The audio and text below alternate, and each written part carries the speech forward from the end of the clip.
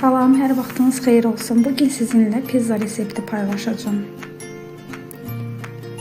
Birinci qaba un əlavə edirik. İndi isə şəkər tozu, duz, az miqdarda duru yağ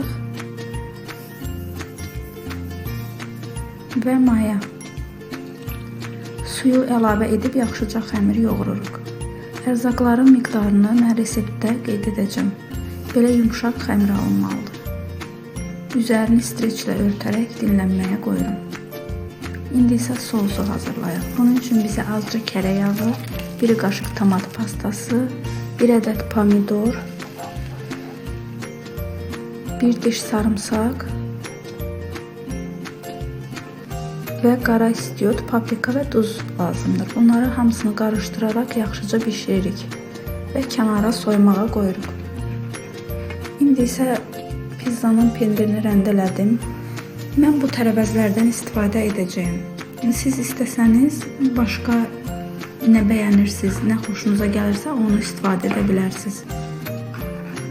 Mən pizzanın üzəri üçün toyuğun sinətini didirəm belə.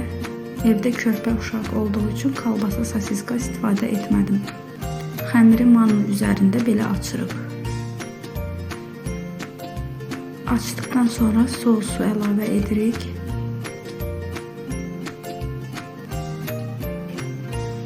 Sonra isə Holland pendiri və doğradığım tərəvəzləri üzərinə düzürük.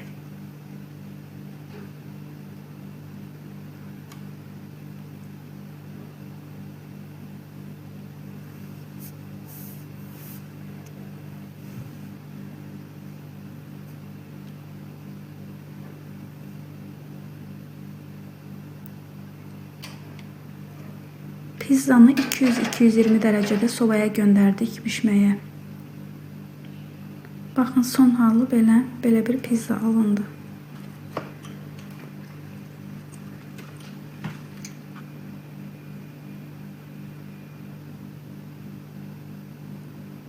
Hazırlayacaq hər kəsə nuş olsun.